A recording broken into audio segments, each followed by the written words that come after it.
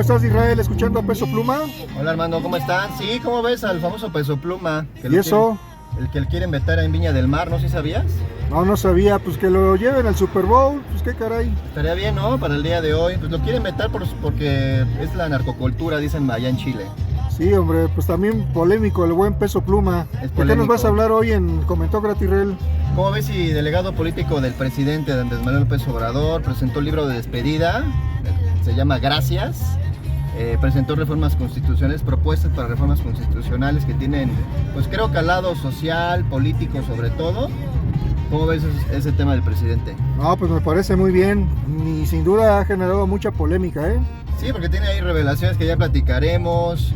Le pone, digamos, una manzana envenenada a la oposición con estas reformas. Entonces creo que va a ser interesante, además de que creo que es el personaje político más importante del siglo XXI, entonces el más mediático, digamos, ¿no? Entonces vamos a hablar del presidente. Sí, un buen publicista de sí mismo. Un excelente publicista y que todo el tiempo está en campaña, ¿no? Bueno, Israel, pues ahorita nos vemos. Ahorita nos vemos, vamos a seguir con Peso Pluma, ¿no? ¿Cómo ves?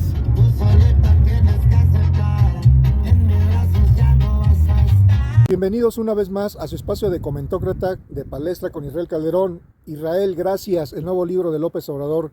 ¿Qué es lo que más te ha llamado la atención de lo que se ha revelado hasta el momento? Pues ha habido varias revelaciones, obviamente lo que busca el presidente a través de este libro, que es prácticamente resumir su legado político desde que fue oposición hasta que llegó a la presidencia, pues revela un poquito ciertos pasajes que vivió del 2006 como jefe de gobierno, en fin, en las diferentes elecciones presidenciales. La verdad es que no lo he leído, lo vamos a leer, Armando, pero de algún otro modo hace ciertas revelaciones, como por ejemplo el que le dio, no se sabía, ¿no? Que eso fue parte, la aprobación de reforma energética con Peña Nieto fue parte para que le diera un infarto, por ejemplo, que eso le causó tanta molestia que detonó eso, por ejemplo, ¿no? Actos como de corrupción, por ejemplo, lo de María Amparo Casar, que es la titular de Mexicanos contra la Corrupción, por ejemplo, que se benefició de una pensión de Pemex cuando no debiera ser así. Habló mal de Xochitl, la llamó ladina, de algún modo corrupta, clasista, racista. Habló obviamente bien de Claudia Sheinbaum. En fin, ciertas revelaciones interesantes, por ejemplo, que propusieron a Eugenio Derbez como candidato de la oposición para sustituir a Meade y a Naya, pues algo increíble. Ahora sí que de risa. Pues ahora sí que de risa, que propusieron a Carlos Slim también como candidato, sustituto, en fin. Al final el presidente siempre le ha gustado eso, hacer ciertas revelaciones que no te esperas, que realmente que lo diga un presidente de la República. Él no es un presidente ortodoxo para nada, o sea, sus formas de hacer política son bastante novedosas de lo que se vivía en época priista, y este libro revela precisamente su personalidad, todo lo que dice a través de este libro, que ya lo leeremos, pero bueno, se han dado a conocer algunos destellos, ¿no? Lecciones políticas y de vida en ese libro. Lecciones políticas y de vida. La verdad es que hay que reconocer que el presidente es el personaje político mediáticamente más importante del siglo XXI. Creo que eso nadie lo puede negar, independientemente que te caiga bien o mal, que le digas populista, dictador, chavista, o que consideres que es un dios. En la posición que tú estés como ciudadano en base de frente al perfil del presidente, creo, no sé qué opinas tú, Armando, pero es el personaje mediático más importante del siglo XXI, y por lo mismo todo lo que dice y hace causa polémica, ¿no? Y un gran promotor de sí mismo, ¿no? Porque este libro lo ha venido desmenuzando poquito a poquito, soltó varios ejemplares, y los periodistas en general, los que lo han recibido, pues obviamente se han solazado, ¿no?, en él, y han sacado a relucir todas estas cosas. Así es, y todavía faltan más revelaciones. Digo, de entrada, estamos en campaña electoral, y de entrada decirle a la candidata de la oposición, fíjate, un presidente de la República, ¿tú sabías de algún presidente de la República anterior que se metiera de frente con un candidato de la oposición? Nunca había pasado.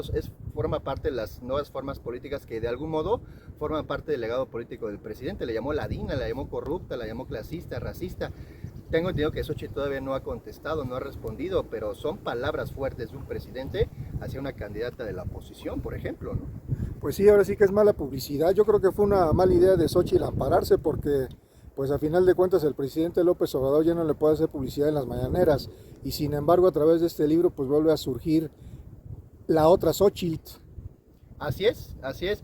Que de algún modo lo hemos platicado a lo largo de estos videos aquí en Comentócrata, que considero que Xochitl sí tiene cierto grado la verdad es que de hipocresía, de doble discurso, como realmente la verdad es la oposición, o sea, una doble moral. ¿Por qué, insisto, por qué a veces se comporta de una manera en un lado, por qué de otro, por qué se viste de alguna manera en un lado y luego en otro? Pues ya el hecho de haberse juntado Israel, PRI, PAN en la misma cama.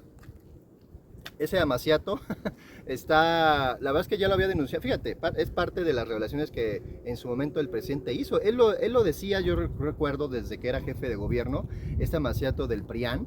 Me acuerdo que repetía todo el tiempo PRIAN, PRIAN, PRIAN, PRIAN, y llegó un momento que caló tanto esas palabras del presidente que ya era normal decirles PRIAN, y en realidad en los hechos así fue. Esto empezó desde el gobierno de, ¿qué te gusta?, de Salinas de Gortari. O sea, cuando hubo esos acuerdos políticos en Los Pinos, cuando el jefe Diego se iba a meter a Los Pinos. Que le decían la ardilla, porque no salía de Los Pinos. Exacto, o sea, desde esa época ya viene esa alianza entre PRI y PAN. El PRI deja de gobernar por más de 70 años en el 2000, llega Fox, y realmente no se vio un gran cambio, no se vio como tal un cambio. No cambiaron realmente las formas políticas, si acaso uno que otro discurso diferente o alguna que otra acción de gobierno diferente, pero en realidad en el fondo no cambió nada. Entonces ese amaciato ha seguido por muchos años y bueno, se ve que todavía va a seguir por muchos más. Habría que ver, porque también creo que el PRI puede quedar muy mermado en esa elección presidencial. No sé si desaparezca, creo que no, pero va a quedar muy mermado. Y creo que de los tres, el PAN, PRI y PRD, pues el que quedará vivo realmente más fuerte es el PAN, ¿no? Y pues no nos olvidemos del PRI, Israel. El PRI tiene como que, no sé, revive a cada elección, ¿no? Revive a cada elección. Es que yo lo veo el PRI más como fuerzas regionales, la verdad. O sea, que va a seguir teniendo presencia en ciertos estados donde es fuerte, pero a nivel nacional creo que va a estar mermado sin lugar a dudas. Sí, Israel. Pues, ¿qué crees que pueda responder Xóchitl a este señalamiento de la DINA, por ejemplo? Pues obviamente tiene que responder, porque sí es algo fuerte, no es cualquier cosa que el presidente te diga eso. Entonces tiene que responder, obviamente, a lo mejor hasta lo va a hacer con groserías o con risas, como es el estilo de Xóchitl, pero tiene que contestar de algún otro modo, y al final tampoco puede volver a demandar al presidente de que no hable de ella, porque es un libro. O sea, ni modo que ni siquiera en un libro se puede expresar de otras personas, ¿no? Sí, desde luego. Oye, Israel, pero el presidente no solamente genera polémica con su libro, sino también con sus reformas, ¿no? Bastante controversiales, algunas de las cuales parecen imposibles de llevarse a cabo. ¿Qué es lo que busca en el fondo López Obrador? Lo que busca en el fondo es cambiar, la verdad, el régimen político de este país. O sea, son reformas de calado político, de calado social principalmente. Hay que reconocer que el presidente no se ha querido meter en polémicas y, por ejemplo, no ha propuesto una reforma fiscal, que es muy necesaria en este país, pero él no se mete en esos temas polémicos, nunca se ha querido meter en esos temas polémicos. A él le gusta más el tema político y social. Obviamente dejar en la Constitución derechos, aumentar el tema de las pensiones, que es algo sumamente importante. Ese es un cambio radical entre el modelo neoliberal que dejó Ernesto Zedillo con las Afores y el cambio que propone el presidente. O sea, ahí la gente se puede dar cuenta de cómo es una política neoliberal y cómo es una política, digamos, social o de izquierda. Yo creo que es un claro ejemplo, ¿no? Quiere desaparecer obviamente el tema de los órganos autónomos, es otra contraste de políticas neoliberales. O sea, creo que sí podemos diferenciar con estas reformas que quiere implementar el presidente, que difícilmente van a pasar todas, si acaso una que otra pasaría. Y bueno, habría que ver, porque recuerda que el Congreso se va a renovar este año. Entonces todavía al presidente le toca un mes del nuevo Congreso. Si se logra, que lo veo difícil, una mayoría calificada de Morena, posiblemente lleguen a pasar más reformas. Pero de entrada ahorita, la mayoría no pasaría. Pero buscan de algún modo esos cambios que siempre ha buscado el presidente, pero que no se ha podido porque no tienen la mayoría calificada, ¿no? Pero ¿no será como plan con Maña y Rel algunas de estas reformas? Es decir, como para meterle presión a la oposición, para que ellos por añadidura digan no pasan y queden mal con la ciudadanía. Sí, bueno, el presidente mismo lo ha dicho, que estas reformas forman parte también del proceso electoral. Él lo ha dicho, o sea, que la gente decida por medio de estas propuestas qué es lo que quiere. Es el plan C. Es el plan C. Obviamente Claudia Sheinbaum ya las está tomando como suyas, las va a promover en su campaña porque forma parte del movimiento. Entonces, indudablemente el presidente, y no me parece mal, está poniendo un contraste entre lo que sería continuar un gobierno de Morena y de izquierda y lo que quiere la oposición. La oposición convenientemente, o por conveniencia digamos, dice que apoyará por ejemplo la reforma de las pensiones. No le conviene por ejemplo al PRI, ya lo dijo abiertamente que lo apoyaría, depende de cómo venga y qué negociaciones se lleven. Pero por ejemplo el PRI ha dicho que sí, que le va a entrar ese tema. ¿Por qué? Porque no le conviene, de por sí es un partido mermado, que la gente diga, mira, ni siquiera el PRI nos apoya con el tema de las pensiones, ¿no? Entonces, se vienen buenos debates, buenas polémicas. El presidente siempre pone la manzana envenenada ahí en medio para que se la coman los adversarios políticos, pone la música para que bailen al son que él quiere. En fin, es una estrategia político, es un animal político, y creo que estas reformas están logrando su propósito, ¿no? ¿Qué prevés en la campaña, Israel? Empiezan ya el 1 de marzo. Con todo esto, el presidente López Obrador ya está, digamos, configurando aplastar a la oposición en las campañas, con tanto tema que se va a estar hablando, porque en el Congreso va a estar el debate de 20 reformas constitucionales. Ese tema no se va a morir de un día para otro.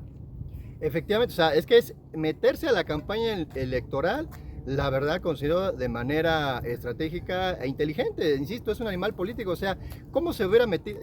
Las mañaneras, decíamos, es un instrumento para, obviamente, también de propaganda, de que esté presente todo el tiempo en los medios, y obviamente yo sabía que las mañaneras en la campaña electoral también iban a influir, o sea, de algún modo tiene que influir el presidente en las campañas, pero estas reformas constitucionales buscan meterse todavía más al fondo del debate político entre las dos candidatas principales, Xóchitl y Claudia. Claudia las va a tomar como suyas, ya las tomó como suya, ¿y qué crees?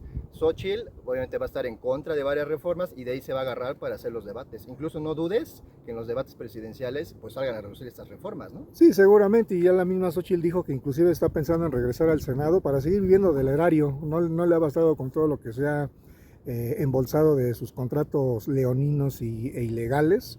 Bueno, no ilegales, pero la verdad sí, inmorales, sino que dice que quiere regresar como senadora para votar estas reformas. ¿Cómo ves, Israel? Pues es que la verdad es que es parte de la incongruencia también de Xóchitl. Ella ya no tendría que hacer nada en el Congreso de la Unión, en el Senado. Ya no tendría que hacer nada. O sea, también vean la diferencia. O sea, en el proceso de Morena, o sea, yo no estoy, ni soy morenista ni mucho menos. O sea, yo no estoy defendiendo ni a un partido ni en contra del otro. Pero vean las grandes diferencias. Mientras en Morena se retiraron, exceptuando Monreal, de sus cargos públicos, Ebrard, Claudia, Adán Augusto, en fin. Mientras eso pasa en la izquierda, en la derecha, Xóchitl dice, pues yo sigo viviendo del erario público, me voy a meter al Senado para seguir mediáticamente viva. O sea, son grandes diferencias también de formas de hacer política, ¿no? Desesperada, urgida de puntos. Obviamente, o sea, lo que sigue buscando, y es más, aquí un paréntesis, o sea, si ella está desesperada por puntos electorales, ¿qué hace en Estados Unidos? Si ella está desesperada por ganar votos en México, ¿qué va a hacer a España? O sea, es parte de la incongruencia de la derecha el buscar, o de la oposición, de los conservadores, la verdad. No es que uno compre el discurso político del presidente, pero es verdad. O sea, siempre buscan refugio en el extranjero. ¿Qué carajos, perdón que lo voy a decir, qué carajos va a hacer en el extranjero para ganar la presidencia en México? Creo que electoralmente no le funciona, no le va a funcionar. ¿Tratos en lo oscurito? Tratos en lo oscuritos, quedar bien con los poderosos de Estados Unidos y de Europa. Pero insisto... Pues sí, porque básicamente los grandes inversores, Israel, estarás de acuerdo, son los de Estados Unidos y los de España en México. ¿Qué les está ofreciendo, qué les está prometiendo para que la ayuden en la campaña? Pues recordemos que en este sexenio, por ejemplo, España o las empresas españolas no son bien vistas por el presidente. O sea, hay un pleito político entre el presidente y el gobierno español de entrada. Entonces, de algún modo es reconciliar a México, digamos, con España, ¿no? Digamos. Y con Estados Unidos ha habido una relación ríspida, sobre todo por el tema energético. Entonces, de algún modo es como limar asperezas, yo creo. Pero yo creo que están conscientes en Estados Unidos y en España que Xóchitl no va a ganar. Creo que políticamente allá están mucho más avanzados que nosotros y están conscientes que Xóchitl no va a ganar. Entonces, no sé qué hace por allá. Ahora sí que como se le chispoteó a López Dóriga hace unos días que dijo que la próxima presidenta va a ser Claudia Sheinbaum. Pues es que la verdad es que no se necesita ser ni morenista, ni claudista, ni de izquierda. No se necesita para decir numéricamente que es casi imposible o imposible que Xóchitl remonte. Bien, Israel, pues con ese contundente, difícil remonte, pues nos vemos la próxima semana. Cuídense mucho, nos vemos la próxima vez.